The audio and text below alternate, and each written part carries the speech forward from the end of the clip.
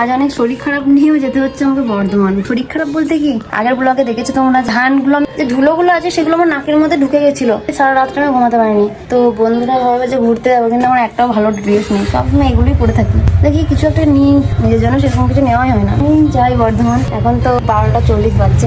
আজ একটু দুপুরের দিকে যাচ্ছি বর্ধমান, কারণ প্রতিদিন বিকেলের দিকে এত বৃষ্টি হচ্ছে, তাই ভাবলাম এই দুপুরের দিকেই যাওয়া যাক। আর এদিকে আমার বাইকটা এতটা নোংরা হয়েছে, পুরো বাইকটাতে কাদা লেগে আছে এই বৃষ্টির জন্য। শুধু ওদিকে এত বৃষ্টি হচ্ছে যে যেতে পারছি না, পুরো অবস্থা খারাপ। সামনে বৃষ্টিটা একটু কম হওয়ার পর আমি চলে আসলাম আমার শখের বাইকটাকে ওয়াশ করতে। যাই হোক না কেন, এত নোংরা কাদা লাগিয়ে আমার শখের বাইকটাকে বর্ধমান নিয়ে যাওয়া যাবে না। তাই দাদাটাকে বললাম ফোম ওয়াশ করতে হবে না, শুধু শ্যাম্পু দিয়ে ওয়াশ করে দিন। এর আগের ব্লগে তোমরা আমাকে অনেকে কমেন্ট করেছিলে গ্যারেজটা কোথায় আছে। নাও তোমাদের পুরো গ্যারেজের পোস্টারটাই দেখিয়ে দিলাম, চাইলে তোমরা আসতে পারো। শখের বাইকটাকে ওয়াশ করার পর মনের মধ্যে আমার আলাদাই একটা শান্তি এলো।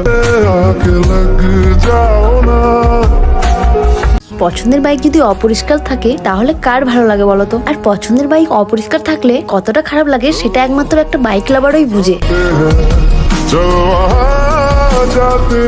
অনেকে আমায় বলে মেয়ে হয়ে ছেলেদের মতো বাইক চালাও কেন? তাদেরকে কি আর বলবো, শুধু একটা কথাই বলি, আমাকে বাইক রাইড করতে খুব ভালো লাগে। বিশেষ করে আমার MT-50 বাইকটা, ওটা শুধু একটা বাইক নয়, ওটা আমার ইমোশন। তাই তোমরা আমাকে হাজার কথা বললেও আমি বাইক রাইড করা কোনোদিন ছাড়বো না। যাই হোক, বর্ধমানে এসে নবাবহাট বাস স্ট্যান্ডের ভিতর দাঁড়ালাম, কারণ আমাকে আর ক্যামেরাম্যানকে অনেকটা খিদে পেয়েছিল, কারণ আমরা বাড়ি থেকে কিচ্ছু খেয়ে আসিনি। বাস স্ট্যান্ডের ভিতর ঢুকে দেখি কাকুরা ডিম সেদ্ধ বিক্রি করছে, তাই আমি ভাবলাম অন্য কিছু খাবার থেকে একটা ডিম সেদ্ধ খাওয়া অনেক ভালো। কিন্তু ডিম সেদ্ধটা খাবার সময় দেখি কাকুটা ডিম সেদ্ধটার মধ্যে নুন একটু বেশি দিয়ে দিয়েছে। যাই হোক, মানুষ মাত্রই তো ভুল হয়, তাই তাড়াতাড়ি করে ডিম সেদ্ধটা খেয়ে আমরা বেরিয়ে পড়লাম নবাবহাট বাস স্ট্যান্ড থেকে। কিন্তু বাস স্ট্যান্ড থেকে বেরিয়ে দেখি ওখানে বড় করে গেট করা ছিল, আর গেটের মধ্যে লেখা ছিল শ্রাবণী মেলা। আচ্ছা, বর্ধমানে কবে থেকে শ্রাবণী মেলা হচ্ছে? নাকি প্রত্যেক বছরই হয়? হয়তো প্রত্যেক বছরই হয়, আমি জানতাম না। কিন্তু ওই পোস্টারটার মধ্যে শ্রাবণী মেলাটা কবে থেকে হবে সেটা তো লেখা ছিল না। তোমরা যদি কেউ জেনে থাকো বর্ধমানে শ্রাবণী মেলা কবে থেকে শুরু, তাহলে প্লিজ আমাকে একটু কমেন্টে জানিও, কারণ আমি জানতামই না যে বর্ধমানে শ্রাবণী মেলা হয়। যাই হোক, এখানে শপিং করতে এসে আমি পুরো চিন্তায় পড়ে যাই। আমার তো কোনো জামাই ঠিক করে পছন্দ হচ্ছিল না। বাড়িতে যখন থাকি তখন আমি ভাবি অনেক রকমের জামা নেবো, কিন্তু শপিং মলে এসে তো আমি কিছুই খুঁজে পাই না। যাই হোক, এত দূর থেকে যখন এসেছি তখন খালি হাতে তো আর বাড়ি যাওয়া যায় না, তাই নর্মাল একটা ড্রেস নিয়ে বেরিয়ে পড়লাম ভিমার্ট থেকে। তবে এত দিন থেকে আমি ভিমার্ট আসছি, কিছু ভিমার্টের স্টাফদের আমার ব্যবহার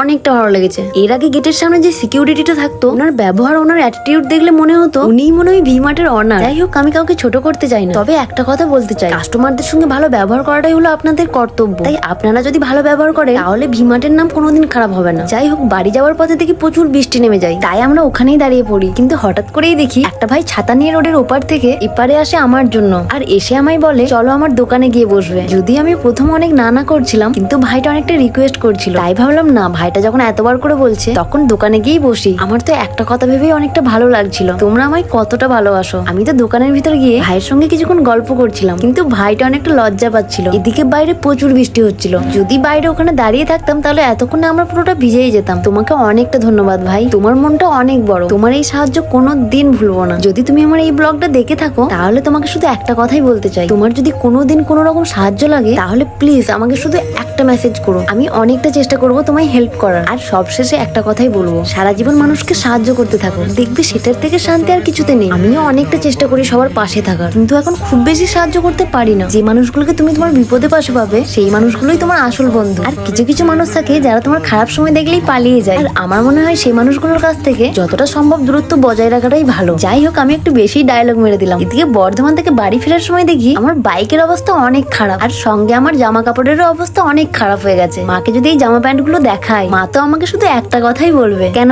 শখের বাইকটি মন ভরেনি? মায়ের এমনিতেই এই বাইকটাকে অতটাও পছন্দ না, আর পছন্দ না আবার দুটো কারণ আছে। এক হলো আমার শখের বাইকের সিটটা অনেকটা ছোট, আর তার জন্য বাইকটায় দুজনের বেশি বসা হয় না। আর 2 নম্বর কারণটা হলো সিটটা একটুখানি উঁচু। কিন্তু মায়ের বাইকটা না ভালো লাগলেও আমার অনেকটা ভালো লাগে।